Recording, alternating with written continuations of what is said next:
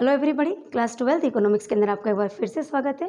बच्चों, अपना revision session चल रहा है और अपने मुद्रा संबंधी चैप्टर के रिवीजन के अंदर अपने कुछ जानकारियाँ हासिल कर ली थी। आज मैं आपको व्यष्टि अर्थशास्त्र के हमारे जो प्रथम 2 लेसन है उसके अंदर से कुछ महत्वपूर्ण बिंदुओं के बारे में बता रही हूँ। काफ़ी शॉर्ट के अंदर मैं सब कुछ बता रही हूँ।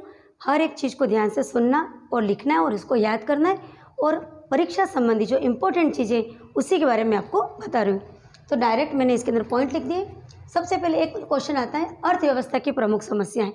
यदि हम पिछले सालों के पेपर देखें तो अपने अर्थव्यवस्था की प्रमुख समस्या संबंधित छोटा या बड़ा क्वेश्चन आया ही है। तो अर्थव्यवस्था की प्रमुख समस्याएं क्या है, तो इसका आंसर है, जिसको अभी तो मैं बोल रही हूँ, बाद में आप वीडियो को पॉज करके आराम से इसको लिख दीजिएगा। तो अर्थव्यवस्था की 3 प्रमुख समस्याएं हैं, जिसको अपन केंद्रीय समस्याएं कहते हैं। क्या उत्पादन किया जाए, कैसे उत्पादन किया जाए और किसके लिए उत्पादन किया जाए। तो पहला क्वेश्चन हो गया अर्थव्यवस्था की प्रमुख समस्याएं।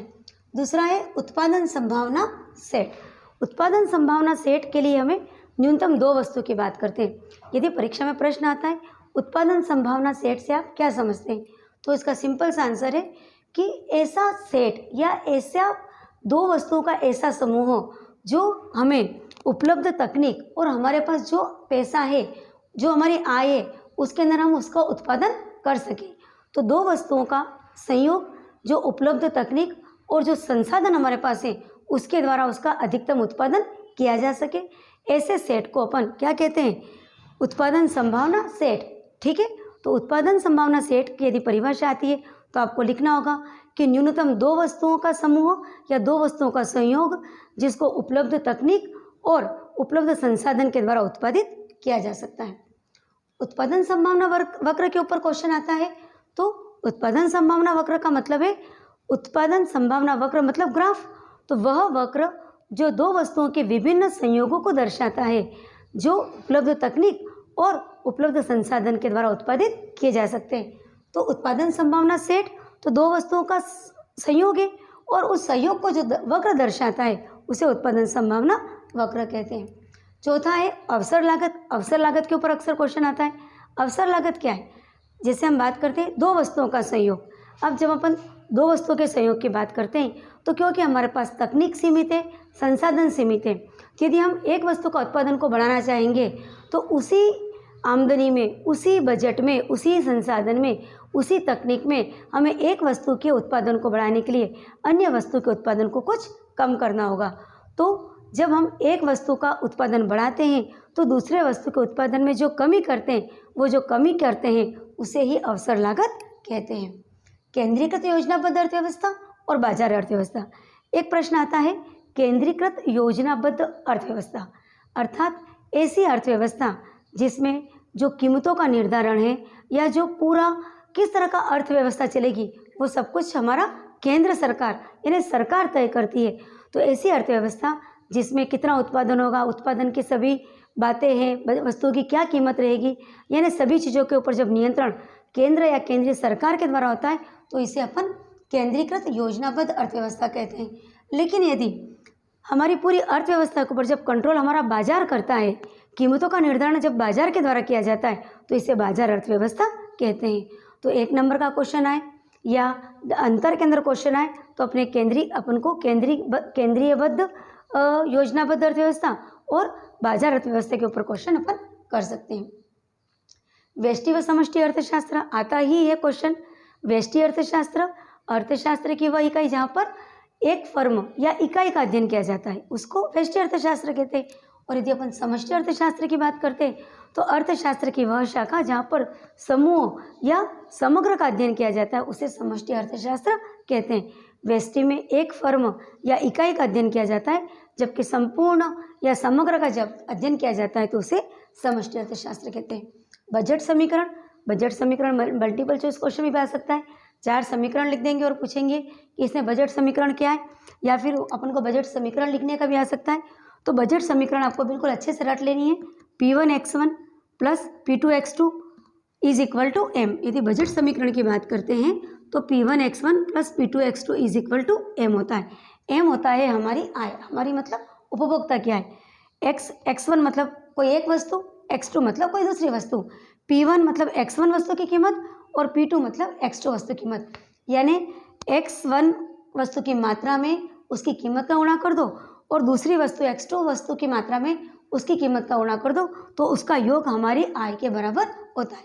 अर्थात हम अपनी आय के बराबर ही तो खर्च कर पाते हैं, हम अपनी आय से अधिक थोड़ी ना खर्च करेंगे। तो हमारा जो बजट समीकरण ये बताती है कि उपभोक्ता की आय सीमित होती है और वो सीमित आय के अंदर ही अनेक एक से अधिक वस्तुओं का क्रय करता है, खरीद सकता है और वो संतुष्टि प्राप्त करता है। बजट समीकरण के बाद आता है बजट सेट। तो बजट सेट क्या है? सभी मंडलों का संग्रह जिसे उपभोक्ता अपनी आय से खरीद सकता है।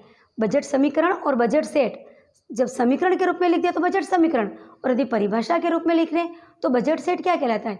दो वस्तुओं का विभिन्न संयोग, दो वस्तुओं के अलग अलग संयोग या विभिन्न मंडलों का योग जो जिसको उपभोक्ता अपनी सीमित आय से खरीद सकता है। और अपन इसको इस तरह से भी लिखते हैं कि यदि अपन को बजट सेट को बताना है तो अपन इसको लिख सकते हैं कि P1 X1 है और P2 X2, ये या तो M से कम हो या M से इक्वल हो, या अर्थात हम जो खरीदारी करते हैं वो हमारी आय से या तो कम हो सकती है या हमारे आय के बराबर होती है। कभी भी ये इससे ज़्यादा नहीं हो सकता है, क्योंकि आय से अधिक तुम खर्च नहीं कर सकते हो। तो बजट सेट हमें बताता है विभिन्न वस्तुओं के ऐसे संयोग को बताता है जिसको उपभोक्ता अपनी सीमित आय से खरीद करके संतुष्टि प्राप्त करता है। बजट लाइन भी यही है। बजट सेट परिभाषा लिख दी, बजट समीकरण में समीकरण लिख दिया, और बजट लाइन ग्राफीय प्रदर्शन। जब अपन दो वस्तुएं हैं और दोनों वस्तु की अलग अलग कीमत है तो ये हमारी बजट लाइन, इस लाइन के ऊपर हम दो वस्तुओं को विभिन्न संयोग दर्शाए जाते हैं जिसको हम अपनी आय से खरीद सकते हैं। तो ये एक्स वस्तु है, ये दो वस्तु है, और ये जो पूरी लाइन है वो हमारी पूरी बजट लाइन है। इसके अंदर, इस लाइन के अंदर अपन वस्तुओं को खरीद सकते हैं, इस लाइन के बाहर नहीं जा सकते। और इस लाइन के ऊपर अपन यदि सामान खरीदते हैं, दो वस्तु खरीदते हैं, तो अपन को अधिकतम संतुष्टि प्राप्त होती है। ये हो गया बजट लाइन। अब बात करते हैं अपन बजट सेट में परिवर्तन। अब बजट सेट के अंदर कैसे परिवर्तन होता है? हमारी जो बजट लाइन है उसमें कैसे चेंज हो सकता है? दो तरह से चेंज हो सकता है, या तो हमारे आय में परिवर्तन आए या वस्तु की कीमत में परिवर्तन आए। आय में परिवर्तन आए मतलब हमारी आय बढ़ जाए। यदि हम अपन आय बढ़ जाएगी तो अपन अब उसी यदि वस्तु की कीमत में कोई चेंज नहीं हुआ है और हमारी आय में परिवर्तन हुआ है तो अपन क्या करेंगे? अधिक वस्तुएं खरीद पाएंगे।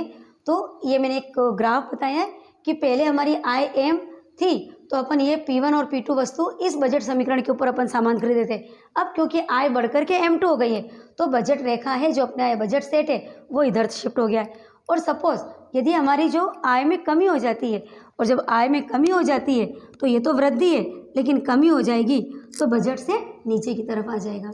इसी प्रकार यदि वस्तु की कीमत में चेंज आता है, अब हमारे पर यहाँ दो वस्तु है, ये X1 वस्तु और ये X2 वस्तु। X2 वस्तु की कीमत स्थिर है लेकिन X1 वस्तु की कीमत कम हो गई है। यदि X1 वस्तु की कीमत कम हो गई है तो उसकी अधिक मात्रा वो खरीद पाएगा। लेकिन यदि X1 वस्तु की कीमत स्थिर है और X2 वस्तु की कीमत कम हो गई है तो जो बजट समीकरण यहाँ थी वो अब कहाँ चली गई? इधर चली गई। तो ये हो गया बजट सेट में परिवर्तन। तो इसके ऊपर 1 नंबर का क्वेश्चन आ सकता है, अधिक नंबर का क्वेश्चन आ सकता है, ग्राफ के द्वारा भी पूछा जा सकता है, उदाहरण के द्वारा भी पूछ सकते हैं। तो यदि आपको पता है कि बजट सेट क्या है, बजट लाइन क्या है और बजट सेट के अंदर परिवर्तन किस प्रकार का होता है तो आप ऐसा कोई भी क्वेश्चन कर सकते हो। इसके बाद मैंने 2 क्वेश्चन और भी बनाए हैं। एक होता है अधिमान या प्रीफर्डनेस, अर्थात किसी संयोग को, जब अपन संयोग की बात करते हैं तो किसी एक वस्तु को अन्य की अपेक्षा अधिक उपयोगी मानना, यह कहलाता है अधिमान, जिसको अपन कहते हैं प्रीफर्डनेस। और दूसरा होता है अनधिमान वक्र। अनधिमान वक्र एक ऐसा वक्र है जिस वक्र के ऊपर उपभोक्ता के, जिस वक्र के सभी बिंदु के ऊपर उपभोक्ता को समान संतुष्टि प्राप्त होती है। अर्थात जहाँ जो जितने भी संयोग है उन सभी संयोगों से यदि उपभोक्ता को समान संतुष्टि प्राप्त होती है तो उसे कहेंगे अनधिमान वक्र। इसको उदासीन वक्र या तटस्थता वक्र भी कहते हैं। क्यों? क्योंकि उपभोक्ता तटस्थ है, उदासीन है, उसको कोई फर्क नहीं पड़ता है कि दो वस्तु के विभिन्न संयोग में एक वस्तु कितनी मिल रही है और दूसरी वस्तु कैसी मिल रही है।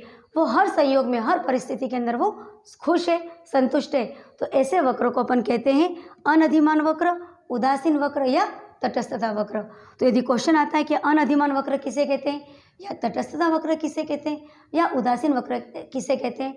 तो इसका आंसर आएगा कि ऐसा वक्र जो दो वस्तुओं के ऐसे संयोग को दर्शाता है जिसके प्रत्येक बिंदु पर उपभोक्ता को समान संतुष्टि प्राप्त होती है।